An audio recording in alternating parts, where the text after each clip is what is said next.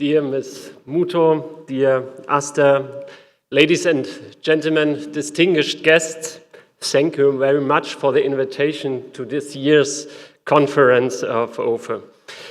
It's a pleasure and an honor to speak to you about a topic that is very, very close to my heart, because sovereignty in the 21st century is no longer decided only on military strength or the ability to maintain internal order. It is increasingly decided in code, in data, in digital infrastructure. Sovereignty depends today on the ability to understand, to control, and autonomously develop digital infrastructure. Digital systems are the invisible backbones of modern societies. They have become critical infrastructure. When a government doesn't control the software the IT systems relies on, it no longer fully controls the ability to govern. Without IT control, a government loses more than efficiency. It loses operational control and political autonomy. And this is why digital sovereignty is a matter of national security. But we see across Europe, public administrations increasingly rely on small number of technology providers with their proprietary software systems, most of them headquartered outside Europe. These companies are subject to non-European legal frameworks. The US Cloud Act is one prominent example. Proprietary software systems operate as black boxes. Public institutions cannot independently inspect, fully understand, and verify. Lock-in effects reinforce this dependency. Once systems are deeply embedded, switching becomes technically complex and simply more expensive. That is a strategic vulnerability Europe can no longer afford. It is quite clear that digital sovereignty only exists where public institutions have full insight into their systems, understand how they work, and are able to adopt them to their own needs. And that is why open source is the key to digital sovereignty. We must fully understand and finally understand that proprietary software always creates a structural asymmetry. Knowledge and decision-making power remain with the vendor.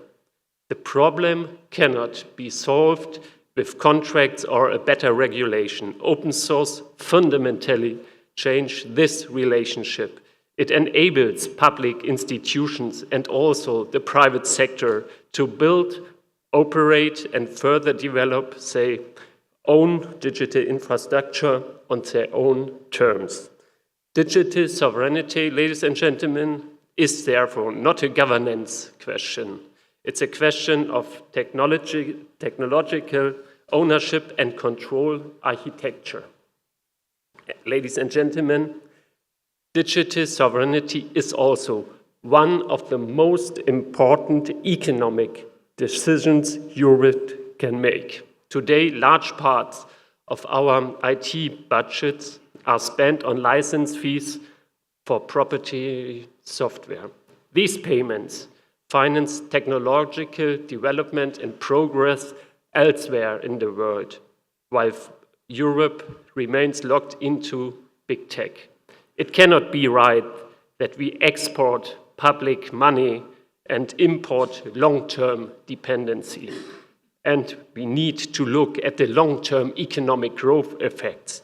We know very well that economic growth does not come slowly from capital accumulation or expansion of labor. It also arises from the systematic creation, dissemination, and use of knowledge. The production factors, capital and labor, are neither divisible and separable, unlike knowledge. Knowledge is quite unique, non-rebellious, and only partially separable. Open source generates knowledge spillovers. One of the key factors, key drivers for economic growth, proprietary software restricts these spillovers. Closed source code and restricted licenses limit learning, limit adoption, and limit improvement by third parties. Open source takes the opposite approach. Open code forms a shared pool of knowledge that can be reused across organizations, sectors, and borders. Growth and innovation accelerates when reuse becomes possible and collaboration becomes normal. In addition, open source acts as a powerful human capital multiplier. Skills are developed through collaboration, peer learning, and practical problem solving, often used outside formal education system.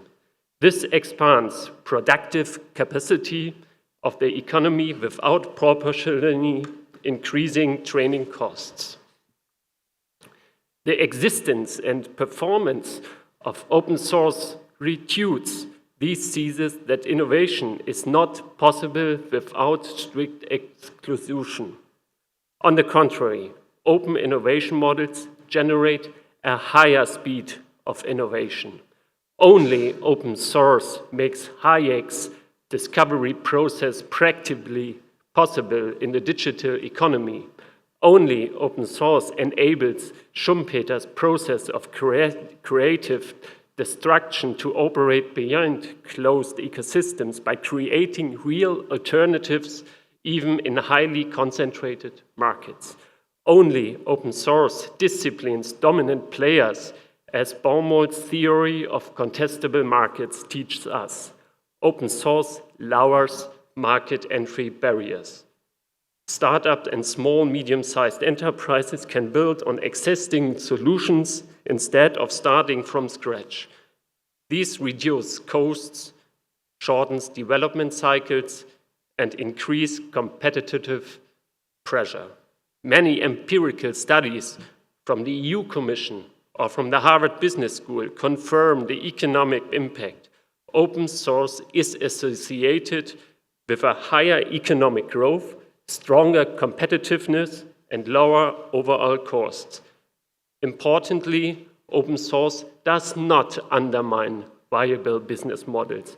On the contrary, it supports sustainable models based on service quality, long-term responsibility, trust, and continuous improvement. That's why open source is the key to economically prosperity. Ladies and gentlemen, digital sovereignty does not happen automatically. It requires deliberate political decisions and long-term commitment. Government need binding open source strategies with clear objectives and measurable milestones. Public IT budgets must shift from license payments towards development, maintenance, training, and community engagement. Public procurement should systematically prioritize open standards and open source solutions. Public money should create public value, not private log-in. Public institutions also need practical guidance and support to implement these principles with confidence. Open source program offices can help anchor strategy, governance, and operational execution. But technology is not alone sufficient. Digital sovereignty requires a culture of openness, cooperation, and shared responsibility across public administration, business, academia, and civil society. We need transform catalysts like special hubs for the ecosystem to foster open innovation playground. Ladies and gentlemen, proof that this approach already works.